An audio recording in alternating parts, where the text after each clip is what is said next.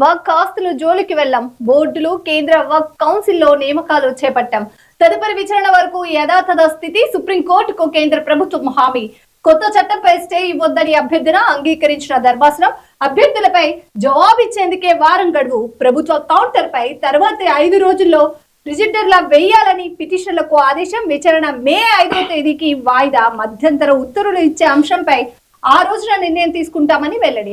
Already మనం 2 రోజులుగా చూస్తున్నాం. మొన్న జరిగింది, నిన్న అక్కడ సుప్రీంకోర్టులో అయితే వక్ సవరణ బిల్లును వ్యతిరేకిస్తూ మొత్తం 72 పిటిషన్లు అయితే సుప్రీంకోర్టులో దాఖలయ్యాయి. ఈ నేపథ్యంలో 2 రోజుల పాటు కూడా సుప్రీంలో కీలక విచారణ జరిగింది. అటు పిటిషన్ల తరపున, అదే విధంగా కేంద్ర ప్రభుత్వం తరపున అక్కడ వాడి వేడి వాదనలు కూడా కొనసాగాయి. నిన్ననైతే సుప్రీంకోర్టు కలెక్టర్లకు అధికారంతో పాటు ముస్లిం ఇప్పుడు వక్ఫ్ బోర్డు అంశాల్లో ఏవైతే ముస్లిమేతలను నియమించాల్సి ఉందో ఆ వాటిపై స్టే విధించేందుకు ఆల్రెడీ నిన్న సిద్ధమైంది.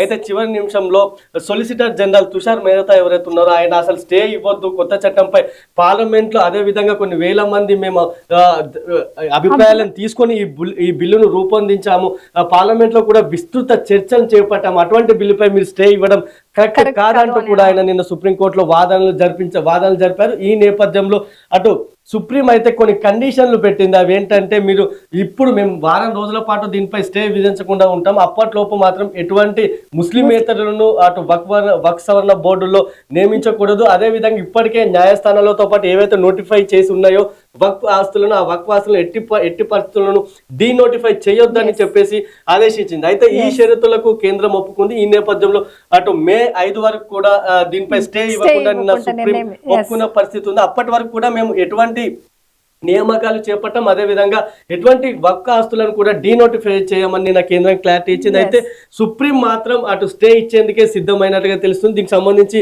మే 5న ఒక తుది నిర్ణయం ఆ రోజు నిర్ణయం తీసుకుంటామని కూడా నిన్న చెప్పింది. యాక్చువల్గా నిన్న సాయంత్రం వరకే స్టే ఇస్తామని చెప్పేసింది ఆల్రెడీ.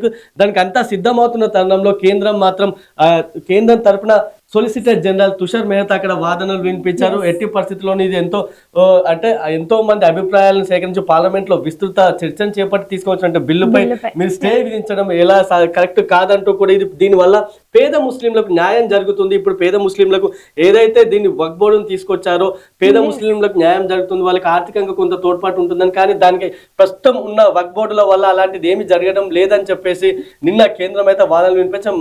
తమ బిల్లు వల్ల వాళ్ళకి ఇప్పుడు కొత్త చట్టం అమల్లోకి వస్తే పేద ముస్లింలకు దీనివల్ల ఎంతో లబ్ధి చేకూరుతుందని. కానీ అటు అయితే ఇక్కడ సుప్రీంకోర్టు మాత్రం మీరు కలెక్టర్లకు అధికారాలు అప్పగించడం ఏంది, అంతేకాకుండా హిందూ ట్రస్టుల్లో ఒక హిందూ ఆలయాలకు సంబంధించిన ట్రస్టుల్లో మీరు ముస్లింలను నియమిస్తారా, మీరు నియమిస్తామంటే చెప్పండి, ఇప్పుడే మేము వెంటనే దీనికి ఓకే చెప్తామని కూడా నిన్న సూటి ప్రశ్నలు సంధించింది కేంద్రానికి. అయితే దీన్ని ఇప్పుడు సుప్రీం అడిగిన ప్రశ్నలు ఏవైతే ఉన్నాయో వారన్నిటికీ మేము సమాధానం ఇచ్చేందుకు ఒక వారం టైం కావాలని కూడా కేంద్రం అడిగింది. అయితే దానికి సుప్రీం ససేమిరా అన్నది. అయితే చివరికి మాత్రం కొన్ని షరతులు పెట్టి సమయం అయితే ఇచ్చింది.